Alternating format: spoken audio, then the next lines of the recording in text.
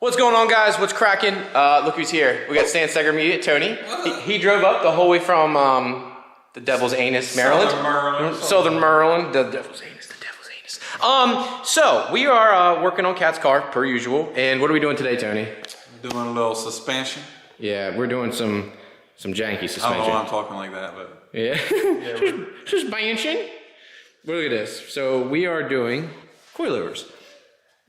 This is some eBay company. Dude, I know everyone's gonna be like, you're putting these? Yes. I gotta cut corners somewhere. Brother's gotta save some money. I got babies coming. I gotta save. I've given them enough shit about it for everyone. So, so I've already done the left-hand side of the car here, or I've done the passenger side. So now what we need to do is the driver's side. So I'm gonna show you guys how to get your wheels off and take the suspension out. It makes it a lot easier. We don't have fenders to worry about. Yeah, this should be pretty easy. So first things first, let's take off the damn wheel.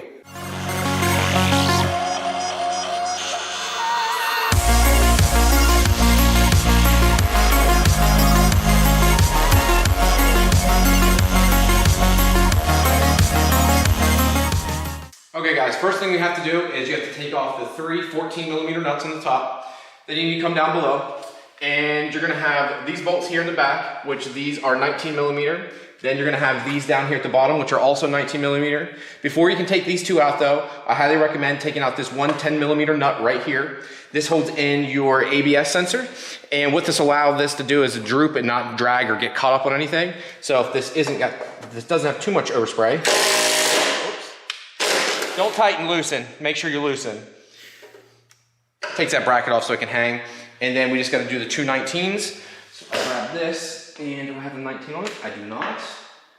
And where is my 19mm wrench? Right here.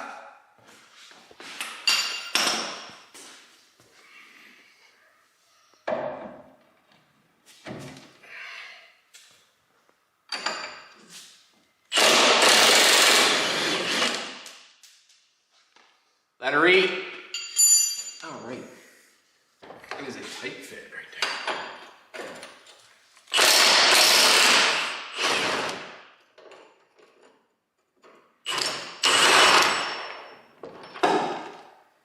It's a lot easier without fucking fenders on.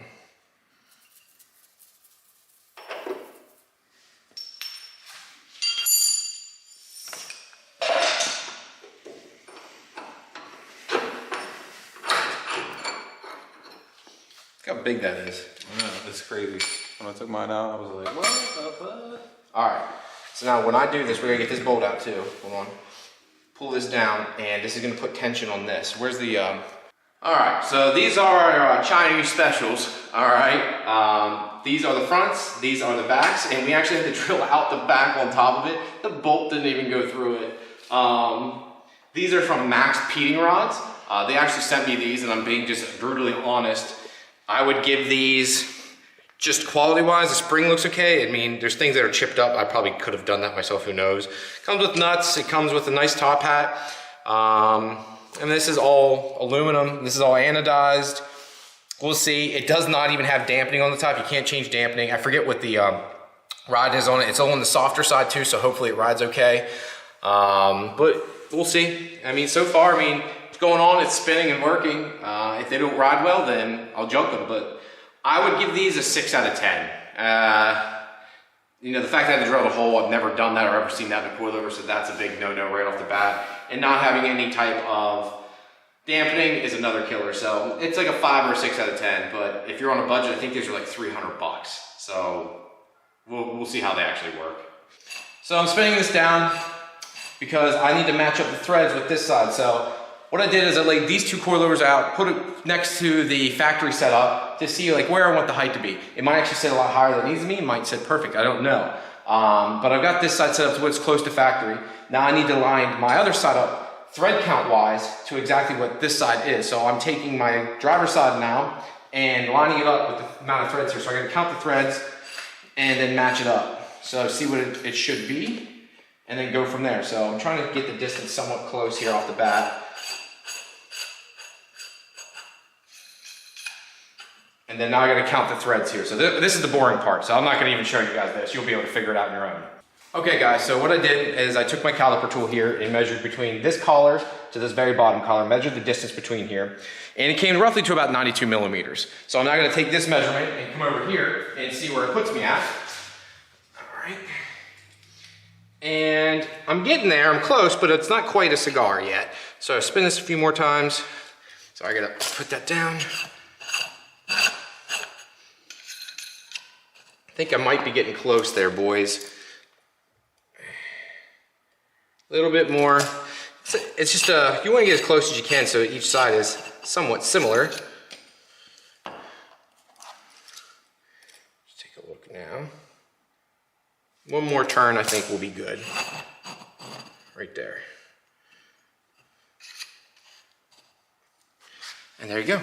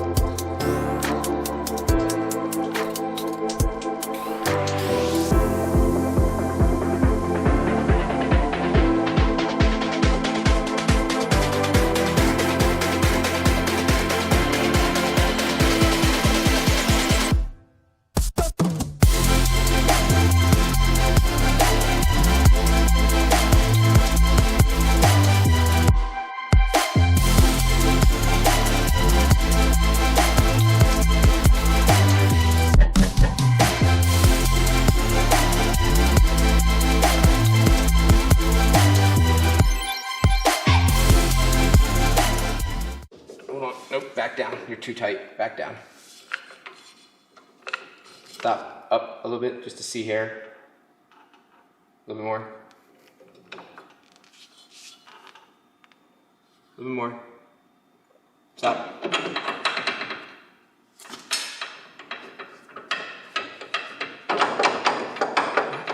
Fuck, why is it getting hung up?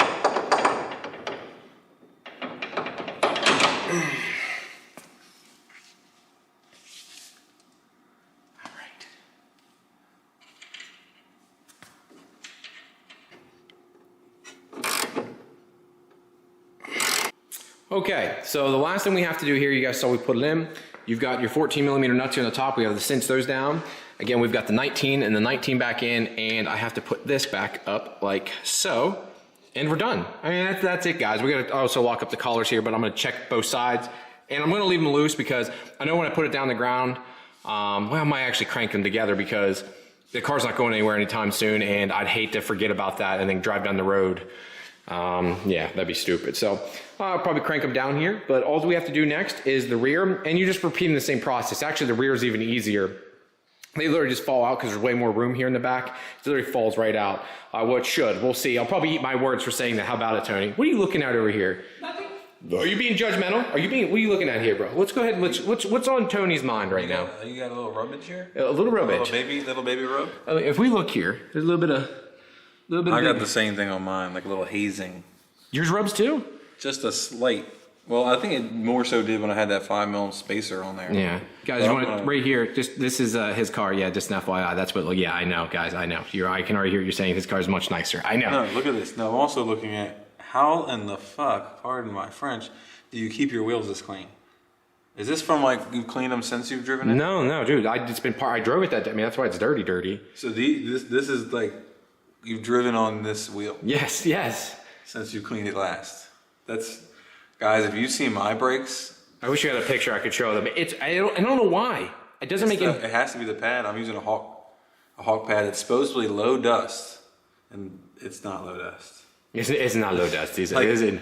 Like literally, I can go from like my house to the store up the street, and by the time I get out, you're like, holy shit, dude. When's the last time you clean your wheels? Like, it's that bad. They're like show quality in here, and I don't understand. And I know how to use to clean them. Awesome. I know. There's a running joke we have with that. Awesome pretty much ruined his wheels the one time, and I'll never know why. I use that every time to clean my wheels. It's called LA's Awesome. You buy it from the dollar store, and that's what I use to clean my wheels. And something happened. It fucked them up. But dude, look. Oh, you can see it. Has the perfect stance right now. Like the tire perfectly lines up. It could be in a smidge. Yeah. Oh, yeah. That's why I said. That's why it rubs. It's sexy. That's why it sits so high. But I mean, it forced me to put the car higher, and I think it looks good. It looks beautiful. Awesome. Modesta, Real Street Performance. What's up? All right, let's finish doing this hog. Sorry. No. Yeah, it's very distracting. ADD. Us two together. It's horrible. Yeah. Absolutely terrible. Energy is expensive. So Tony, what do you think of the Chinese choo-choo train? I mean, they come with 10K springs, which is a little lighter than what mine is. Mine are 12K. So I mean, it shouldn't ride too stiff. I think springs are a little short looking. Yeah. Just from looking at it. They look okay. We'll see. Yeah, we'll see. I mean, if you're on a budget and you need adjustability, I mean, it might be the thing for you. Yeah, so we're gonna find out. If you're a stance boy life, I mean, now I'm gonna have to call Powerhouse Racing because I can't have purple with the teal, right? That's not acceptable. You can't. Like a blurple. We had this argument earlier.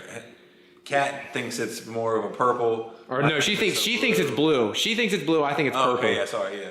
And I'm like, all right, what is that, guys? Let's settle this debate down below. What color is that? Is it purple? Is it blue? Or is it blurple? What the hell? Okay, guys, I'm actually pretty happy with these. They sit right.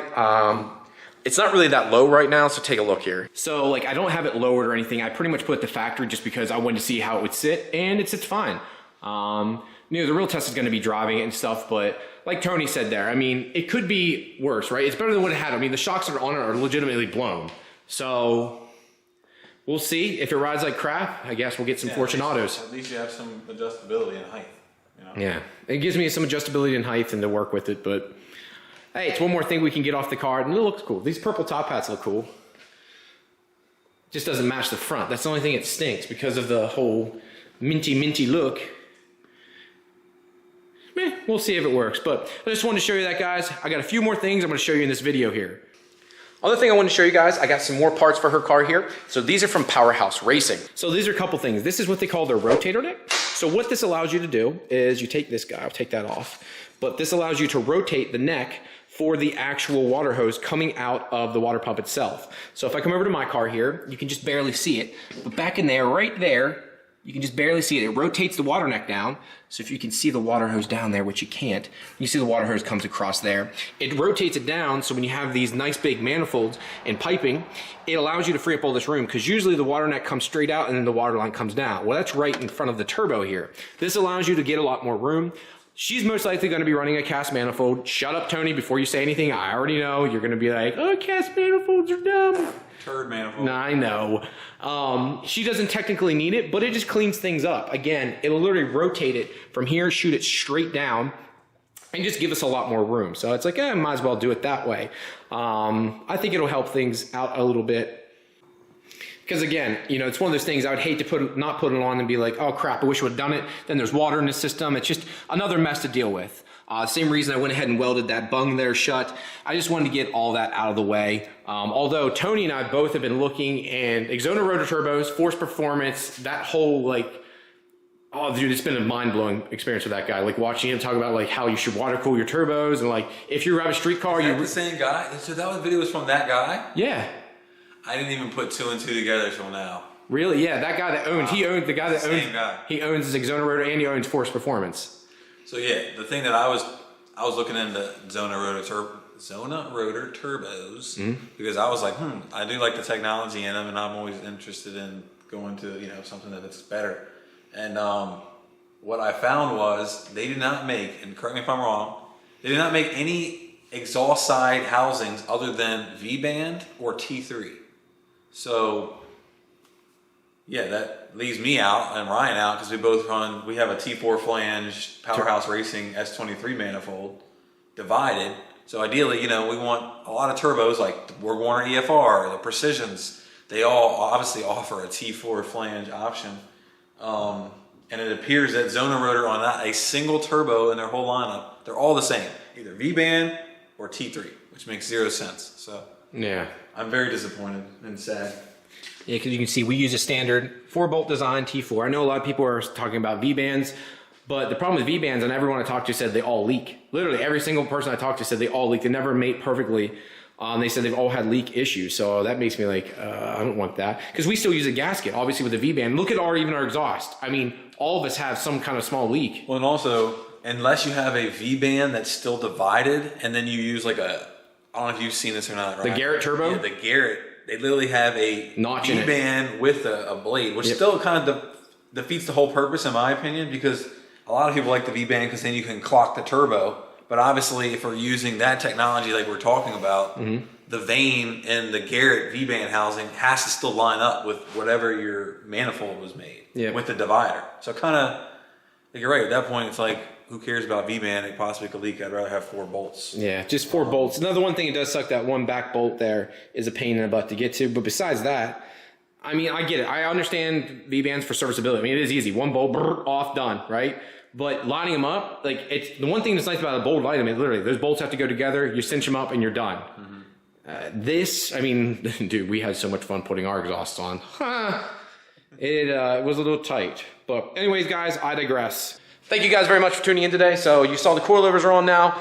Next up, what we're going to work on is the water neck on her car here, and we're also going to do the dreaded drill hole in my car. So stay tuned for that next video. Thank you guys very much for tuning in today, and I'll talk to you later. Peace.